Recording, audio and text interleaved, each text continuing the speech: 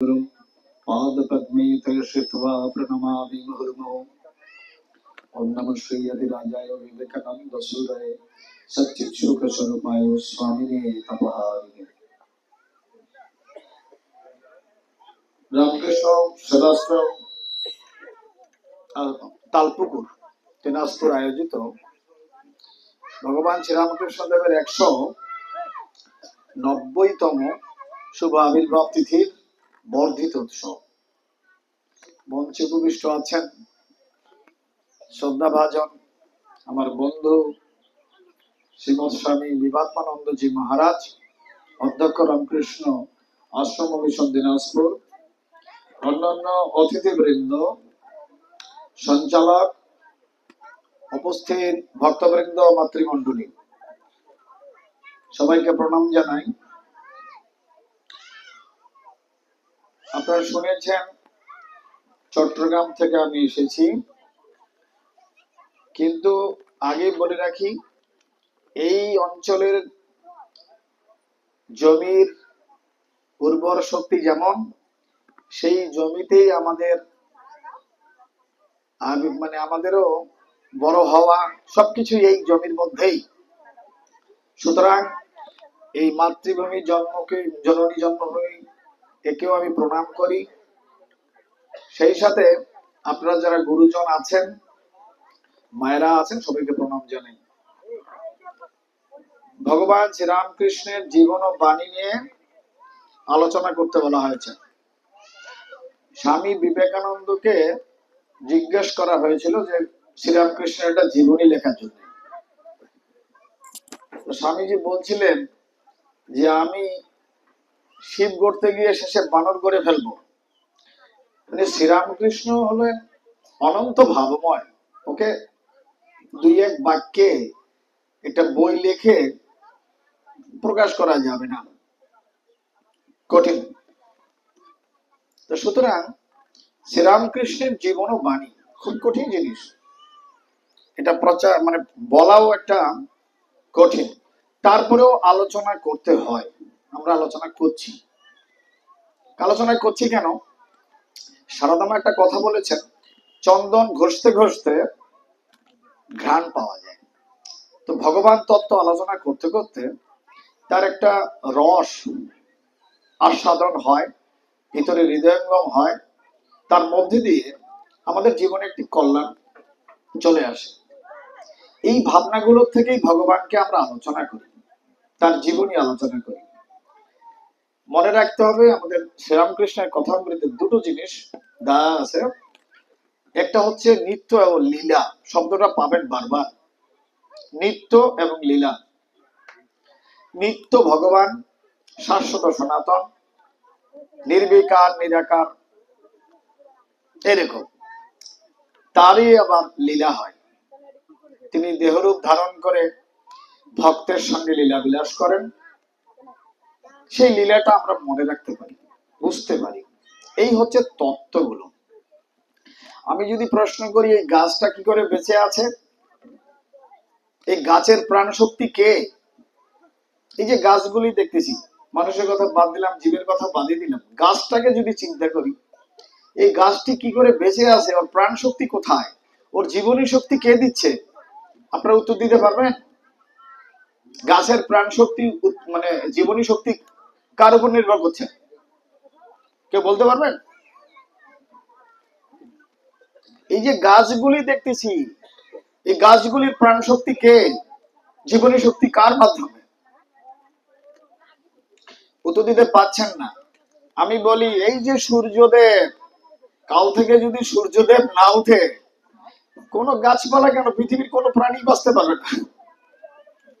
তাহলে সূর্য ডাইরেক্ট নয়, ইনডাইরেক্ট। সূর্য আছে বলেই এই প্রকৃতি সম্ভব হচ্ছে।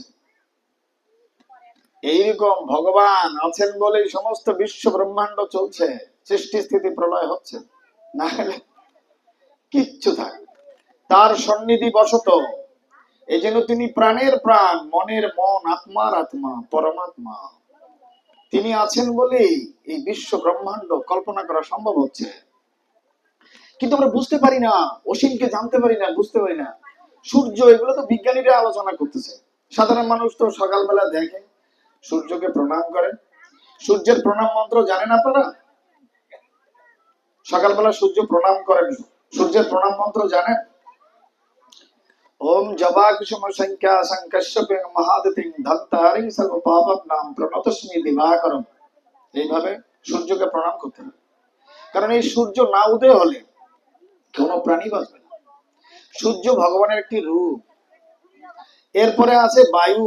আমরা বায়ু গ্রহণ না করলে, বাতাস না নিলে, শ্বাস প্রশ্বাস না বইলে কেউ বাঁচব? এই সমুদ্র জলের উৎস, জল ছাড়া কোনো প্রাণী বাঁচতে পারবে? ওটা ভগবানের রূপ। এরকম করে আমরা পঞ্চ মহাভূত বলি এগুলোকে। ক্ষিতি, অতেজ, মরুদ, বোম, মাটি, জল, বায়ু, অগ্নি এবং আকাশ, এইগুলি ভগবানের রূপ। আবার তিনি এই লীলা করতেছেন। আপনারা জানেন লীলা কি করতেছেন? হরি তিনি ত্রেতা যুগে ভগবান শ্রী রাম রূপে অবতীর্ণ হয়েছেন, দাপর যুগে ভগবান শ্রীকৃষ্ণ রূপে এসেছেন, কলিতে গৌরাঙ্গ মহাপ্রভু এসেছেন। তাহলে রামকৃষ্ণ কোথায়? শ্রীরামকৃষ্ণের যুগটাকে কি বলবো আমি জানি না। স্বামী বিবেকানন্দ বলেছেন সত্য যুগ হয়েছে। শ্রীরামকৃষ্ণ সত্য যুগে, এই যুগে তিনি অবতীর্ণ হয়েছেন শ্রীরামকৃষ্ণ রূপে। যেই রাম যেই কৃষ্ণ সেই জানি শ্রীরামকৃষ্ণ। কোথায় জন্মগ্রহণ করেছেন? কামারপুকুর নামে গ্রাম, হুগলি ডিস্ট্রিক্ট, কলকাতা থেকে প্রায় 70 মাইল দূরে। 1836 খ্রিস্টাব্দের 18ই ফেব্রুয়ারি, আজকে তার 90তম জন্মতিথি চলছে। এগুলো আপনারা অনেক শুনেছেন, কিন্তু অনেক আলোচনা করলেও আমরা শেষ করতে যখন পারবো না, আমি দুটো কথা স্বামী বিবেকানন্দ কি বলেছেন সেই অনুযায়ী দুটো কথা বলবো তার সম্বন্ধে। স্বামীজি বলছেন যে শ্রীরামকৃষ্ণ সম্বন্ধে আমি এই দুটো কথা বলতে পারি। তাকে নেড়ে চেড়ে দেখে তার বিশ্বাস হয়েছে। ওই যেমন একটা বললাম, যেই রাম যেই কৃষ্ণ সেই জানি শ্রীরামকৃষ্ণ, স্বামী বিবেকানন্দ দেখেছেন। আরেকটা শব্দ উচ্চারণ করেছেন তার নামে, উনি বলছেন স্বতন্ত্র ঈশ্বরম। স্বতন্ত্র ঈশ্বর শব্দের অর্থ তাকে মেলানো যাচ্ছে না অন্য কোনো অবতার পুরুষের সঙ্গে। তিনি একটু আলাদা, অচিনে গাছ। অনেক গাছ মানুষ দেখে, কিন্তু অচিনে গাছ, চিনি না, এই টাইপের। তার সঙ্গে ঘর করে তিনি অতি সাধারণ, কিন্তু তারপরেও যেন মনে হয়েছে স্বামী বিবেকানন্দের উনি অসাধারণ, ওনাকে অন্য অবতারের সঙ্গে মেলানো যাচ্ছে না, এইরকম একটা। তারপরে মুখ্য দুটো কথা বলেছেন, এটা বিদেশে গিয়ে বলেছেন। মাই মাস্টার একটা লেকচার আছে স্বামী বিবেকানন্দের, সেখানে বলেছেন Sri Ramakrishna is the tidal wave of spirituality. এই একটা শব্দ বলেছেন, টাইডাল ওয়েভ অফ স্পিরিচুয়ালিটি মানে অধ্যাত্ম বন্যা। বিশাল একটি বন্যার মতো শ্রীরামকৃষ্ণ, সে বন্যাটি হচ্ছে কি স্পিরিচুয়ালিটির বন্যা। ধর্ম করে করে মানুষ যখন শুদ্ধ পবিত্র হয় তখন স্পিরিচুয়াল জগতে যায়। স্পিরিচুয়াল জগৎ মানে অধ্যাত্ম। তখন মানুষটি আর সাধারণ থাকে না, অসাধারণ মানুষ হয়ে যায়। আমরা যারা লেখাপড়া করে তারা জানে জ্ঞানকে বলা হয় নলেজ ইংরেজিতে, কিন্তু এই জ্ঞানের আরেকটি রূপ আছে যেটাকে বলা হয় প্রজ্ঞা, ইনটিউশন। ওইটা সাধারণ মানুষের হয় না, অসাধারণ মানুষের হয়। তো শ্রীরামকৃষ্ণ ও হিন্দু ধর্ম, এরকম একটা প্রবন্ধ আছে স্বামী বিবেকানন্দের, সেখানে লিখেছেন শ্রীরামকৃষ্ণ প্রথমে এই দুই ধরনের শিক্ষাকে অগ্রাহ্য করেছেন। তিনি জ্ঞান বিজ্ঞান শেখেন নাই, আর অতীন্দ্রিয় জ্ঞান সেটা তিনি সততই করে ফেলেছেন। তো স্বামী বিবেকানন্দ বলছেন পঞ্চেন্দ্রিয় গ্রাহ্য যেসব জ্ঞান চক্ষুকরণ, নাসিকা, জিহ্বা, ত্বক দিয়ে পাওয়া যায় বা তা অনুমান নির্ভর, তাকে সায়েন্স বা বিজ্ঞান বলে। আর অতীন্দ্রিয় যোগজ শক্তির মাধ্যমে যেগুলো আসে বা ধ্যানের গভীরে যাকে পাওয়া যায় তার নাম বেদ। বেদ হচ্ছে সেই সত্য নিত্য, আর এই ব্যবহারিক যেটা সেটার নাম বিজ্ঞান। লীলার যে জ্ঞান সেটা বিজ্ঞান। এইভাবে বর্ণনা করতে গিয়ে উনি স্পিরিচুয়াল শব্দটা বের করে এনে বলেছেন টাইডাল ওয়েভ অফ স্পিরিচুয়ালিটি। শুধু আমরা ধর্ম করছি এরকম করলে হবে না যে তালপুকুরের মানুষগুলো শ্রীরামকৃষ্ণকে ডাকছে, তা তো নয়। পৃথিবীর শ্রেষ্ঠ ইউনিভার্সিটির নাম হলো হার্ভার্ড ইউনিভার্সিটি, আমেরিকায় আছে।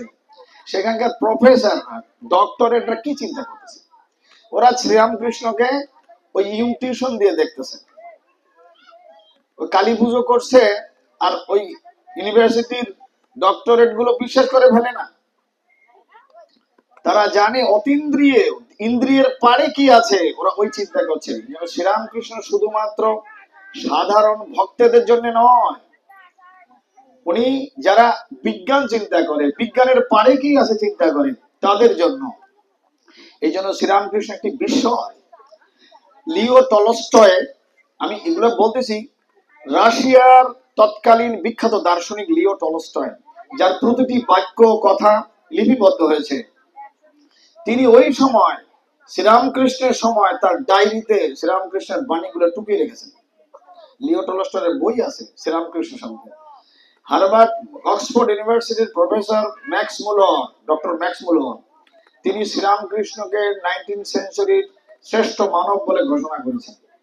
চিন্তা করুন, তালপুকুরে আজকে 190 বছর জন্মতিথি পালিত হচ্ছে, কিন্তু শ্রীরামকৃষ্ণের জীবদ্দশা বা তার পরপর অক্সফোর্ড ইউনিভার্সিটির প্রফেসর তাকে বলছেন 19 শতকের শ্রেষ্ঠ মানব। বুঝতে হবে শ্রীরামকৃষ্ণ আসলে কি।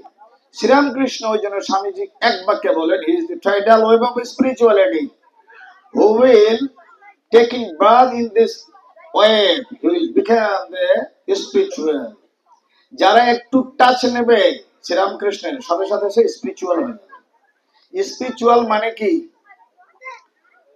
প্রত্যেকটি মানুষ আমরা জন্মসূত্রে কিন্তু খুব উন্নত নই, জন্মর সাথে সাথে উন্নত হই না, সংস্কার আনতে হয়, লেখাপড়া শেখে, আদব কায়দা শেখে, নানান ধরনের মানুষের সাথে মিশে সিস্টেম জানতে চায়। এই যে সংস্কার, সেগুলো করতে গিয়ে মানুষ সত্যিকারের মানুষ হয়। এই যে গ্রামের মধ্যে আছেন, অনেক জিনিস শিখতেছেন, কিন্তু 10 গ্রাম দূরে গেলে আরো শিক্ষা লাভ হবে। এখান থেকে অন্য ডিস্ট্রিক্টে চলে যান, কিছুদিন থাকেন, আরো বেশি শিখতে পারবেন। ভ্রমণের উপরে জ্ঞান নাই, ভ্রমণ করতে হবে, এখানে ওখানে যেতে হবে, ওইসব মানুষের সঙ্গে মিশতে হবে। আপনারা চট্টগ্রাম কেউ গেছেন? এখানে কেউ গেছেন চট্টগ্রাম?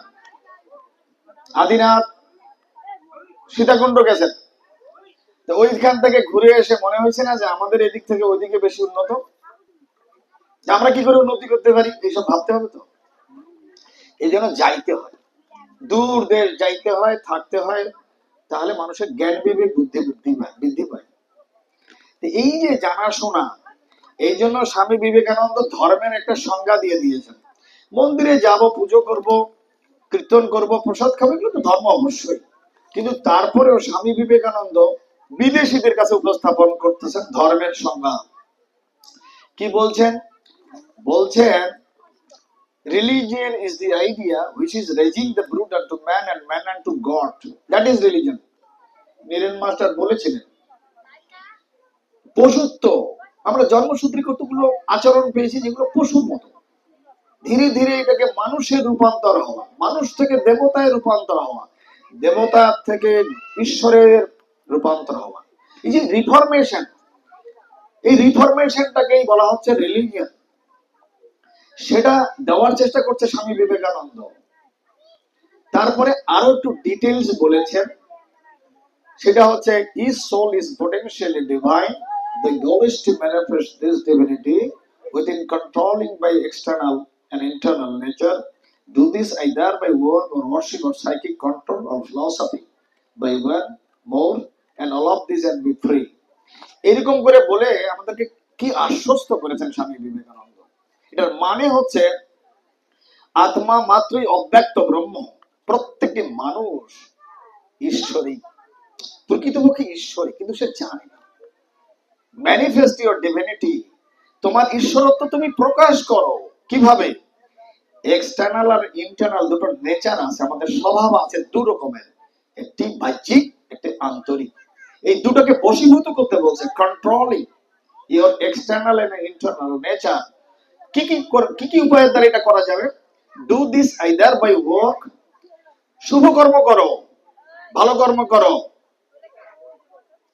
অর ওয়ার্শিপ, ওয়ার্শিপ মানে পূজা পাঠ জপ ধ্যান, এগুলোর উপরে ত্যাগ করো। অর অর ফিলসফি, ফিলসফি শব্দের অর্থ বিজ্ঞান, জ্ঞান চর্চা করো। আমি দেহ নই, মন নই, বুদ্ধি নই, চিত্ত নই, অহংকার নই, ধ্বংসশীল জগৎ আমি নই, আমি অমর আত্মা। দেন বলছে সাইকিক কন্ট্রোল, সাইকিক কন্ট্রোল মানে যোগ। এই যে গীতা, গীতাটা কি? গীতাটা এই চারটা যোগের কথাই বলছে। কি কি? ভক্তি যোগ, কর্মযোগ, জ্ঞান যোগ, রাজযোগ। শ্রীরামকৃষ্ণ মিশনের এমব্লেমটা দেখেন, দি গীতা ইজ সিম্বলাইজড দেয়ার। পুরো গীতাটাকে সিম্বলাইজড করা হয়েছে গীতার এই রামকৃষ্ণ মিশনের শিলমোহরটার মধ্যে। স্বামী বিবেকানন্দ নিজে এটাকে একে এটার ব্যাখ্যা করে দিয়েছেন। কি ব্যাখ্যা? উনি এরকম করে লিখেছেন, the waving water is the symbol of karma, the lotus of bhakti, the rising sun is jnana, and the encircling serpent is the indicate of Yavak and Kulukundalini, and the swan in the picture is the sign of Paramatma. The idea of the picture is that when the karma bhakti gyan will obtain with the yoga, united with the yoga, then the supreme self, the Paramatma, will obtain or realize. কি করবেন? মানুষের উদ্দেশ্য হচ্ছে, একজন বলছেন ঈশ্বর লাভ, শ্রীরামকৃষ্ণ বলেছেন মানুষের উদ্দেশ্য, জীবনের উদ্দেশ্যই হচ্ছে ঈশ্বর লাভ। কিভাবে সম্ভব হবে? বলছে ভক্তির মাধ্যমে করো। ভক্তি কিভাবে? আপনজন ভেবে ঈশ্বরকে পূজা সেবা করো, আপনজন ভেবে। অথবা কর্ম করো, শুভ কর্ম, মঙ্গল কর্ম, অন্যের কল্যাণে কর্ম। অথবা যোগ তপস্যা করো, মেডিটেশন, যোগ, এগুলো করো। অথবা জ্ঞান চর্চা করো। এইগুলো একটি বা দুইটি বা সকল উপায়ের দ্বারা সেই পরমাত্মার সন্দর্শন লাভ হোক, এই হচ্ছে ধর্মের পূর্ণাঙ্গ রূপ। তারপরের লাইনগুলো যেগুলো নিয়ে আমরা বেশি ব্যস্ত, the doctrine, the dogmas, the rituals, the books, the forms, the temples are but secondary details. এই যে মতবাদ, আমরা রামকৃষ্ণ পন্থী, ও ইস্কন পন্থী, এই হরে কৃষ্ণ পন্থী, এই শিব পন্থী, এই কালী পন্থী, আরো আরো, দিস ইজ দ্য ডক্ট্রিন, এগুলো মতবাদ। দ্য বুকস, এই বই পুস্তক, দ্য টেম্পলস, মন্দির, আর বাট সেকেন্ডারি ডিটেইলস, এগুলো গৌণ অঙ্গ প্রত্যঙ্গ, এগুলো দরকার আছে, কিন্তু এগুলো মুখ্য নয়। মুখ্য পরমাত্মার সন্দর্শন। এখানে স্বামী বিবেকানন্দ বিদেশে বলেছেন বলে উনি বলছেন, unity and freedom is the goal of human life. Human লাইফের উদ্দেশ্য হচ্ছে ইউনিটি এন্ড ফ্রিডম। এগুলো শক্ত কথা, কিন্তু এক বাক্যে যদি আমরা বলতে চাই, সমস্ত সংশয় ও ভয়ের বিনাশ যেটা, সেটার নাম হচ্ছে ইউনিটি আর ফ্রিডম। আমরা সকলেই ভীত, আমরা সকলেই সংশয়গ্রস্ত, আমরা সকলেই বিভিন্ন দুঃখ কষ্টের মধ্যে জর্জরিত। কারণ কারণ কি? কারণ আমরা সত্য জানি না। আপনারা প্রতিদিন কি ঘুমোতে যান? ঘুমোতে যান, খেয়াল থাকে আপনি অমুক, স্বপ্ন খানিকক্ষণ থাকে, এখানে ওখানে ঘুরে বেড়ায়, তারপরে যখন গভীর ঘুমে যায় খেয়ালই থাকে না। আর জেগে উঠলে কি হয়? এই আমি অমুক, আমার এই বাড়ি গাড়ি, হ্যাঁ আমার অমুক অমুক সম্পর্ক। প্রতিদিন প্রত্যেকটি মানুষের আমাদের এগুলি হচ্ছে, খেয়াল করি না। জাগ্রত, স্বপ্ন, সুষুপ্তি, এই তিনটি অবস্থা কিন্তু প্রকৃত অবস্থা নয়। মরে গেলে মানুষটি চিরতরে ঘুমের জায়গায় চলে গেছে। এই যে ভাবনাগুলি, সেটা দার্শনিকরা ভেবেছেন, ভেবে বলেছেন আরেকটি আমাদের সত্তা আছে বা একটা জায়গা আছে, তার নাম চতুর্থ তুরীয় অবস্থা। ওটা ধ্যানের মাধ্যমে, যোগের মাধ্যমে, ভক্তির মাধ্যমে মানুষ যায়। ওটাতে গেলে মানুষের সমস্ত সংশয় চলে যায়, দুঃখ কষ্ট আর থাকে না, ভয়ভীতি থাকে না। ওই অবস্থা লাভ করার জন্যই কিন্তু এইসব আলোচনা। আবার ধরেই দিলাম শ্রীরামকৃষ্ণের আবির্ভাব কিন্তু এগুলো সহজ করবার জন্য। আগের দিনেও কিন্তু ভগবানের অবতার ছিল, শাস্ত্র ছিল, কিন্তু সরলীকরণ ছিল না। এই জন্য বর্তমানে পাশ্চাত্য কিছু দার্শনিক বের করেছেন, মানে এটা তাদের ভাষ্য, যে before Shri Ramakrishna the god was hidden in the scriptures. আগের দিনেও ভগবান ছিলেন কোথায়? শাস্ত্রের মধ্যে লুকায়িত। After Shri Ramakrishna, after Shri Ma Sarada, after Swami Vivekananda, the god became face to face. রামকৃষ্ণের পরে ভগবান এখন ওপেন হয়ে গেছে। কোথায় ভগবান? জীবে জীবে তার অধিষ্ঠান। যত্র যত্র নেত্র পরে তত্র তত্র কৃষ্ণ স্ফুরে, সর্বজীবে দেবী সম্মান জানি কৃষ্ণ অধিষ্ঠান। কে বলছেন? মহাপ্রভু। আর শ্রীরামকৃষ্ণ কি বলছেন? শিবজ্ঞানে জীব। আর স্বামীজি কি বলছেন? বহুরূপে সম্মুখে ছাড়ি তোমার কথা খুঁজি শিষ্য, জীবে প্রেম। আপনাদের ভালো জানেন, সেই জন সেবী শিষ্য। তাহলে god is in every beings heart. ভগবান সকল জীবের হৃদয়ে বাস করে। এই জন্য হৃদয়টাকে শ্রীরামকৃষ্ণ বলছেন ডঙ্কা মারা জায়গা। হৃদয়টা, ভগবানকে হৃদয়ে ধ্যান করতে হয়। তিনি কি রূপে আছেন? আপনারা শ্রীরামকৃষ্ণের আরতি করেন, জ্যোতির জ্যোতি হৃদয় উজ্জ্বল কন্দল তুমি তম ভঞ্জনা।